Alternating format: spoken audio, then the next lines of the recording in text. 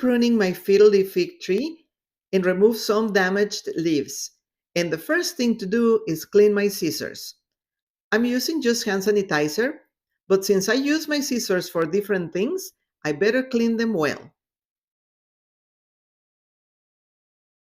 This leaf got damaged along the way when we were moving, but I didn't want to clip it until it got a little bigger.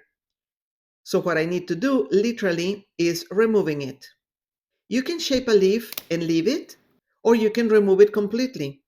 I have shaped some leaves in other videos if you want to see them.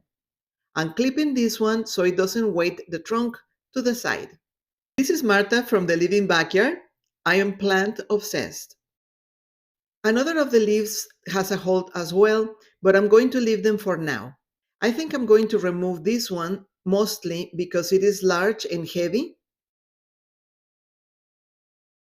I will clip it right here.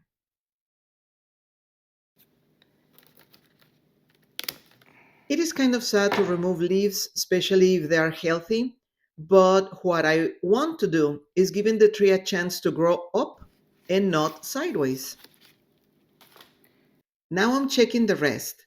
I will clean the leaf. This is a drop of the sap that dripped from the leaf cut. Some people are allergic to it, so whenever you prune your Ficus Lyrata, use a napkin. I am not allergic to the sap, but clean your hands regardless. I'm giving it some water with Miracle Grow.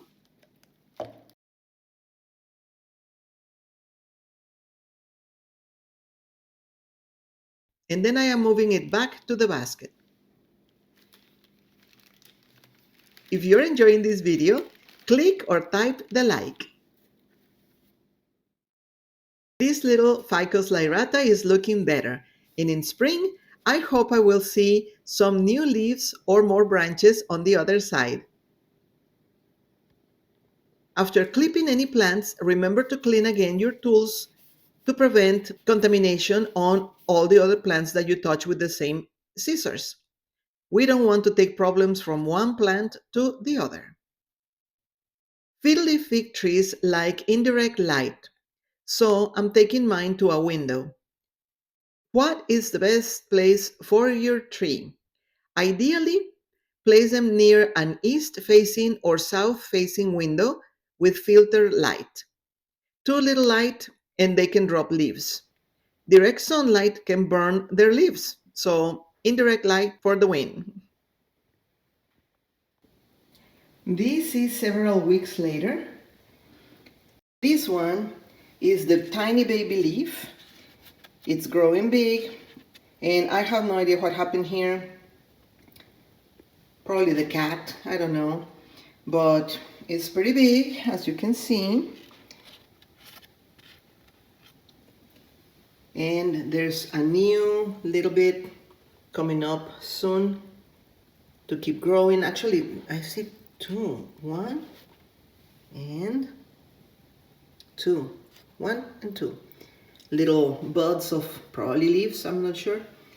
But it's growing nicely.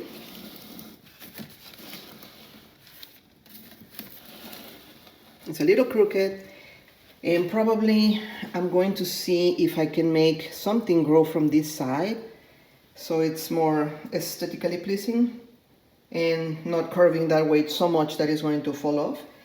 But this is the update. It's looking pretty, it's looking healthy. Although, you know, it's not so pretty with the leaves with a hole in there.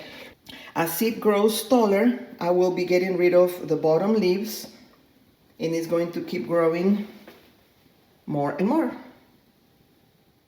Do you know that overwatering your plants can unalive them? Allow the top inch or two of your soil to dry out completely before watering your fiddle fig tree again. Ensure good drainage to prevent root rot. You don't want those nasty gnats. You can see that I added a sticky pad just in case any gnats get ideas to visit my soil over here.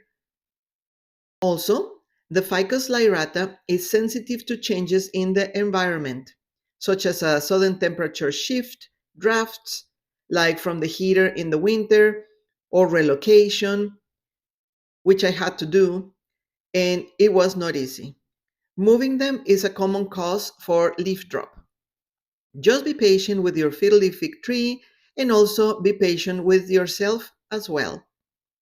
Check the playlist to see more plants and garden videos.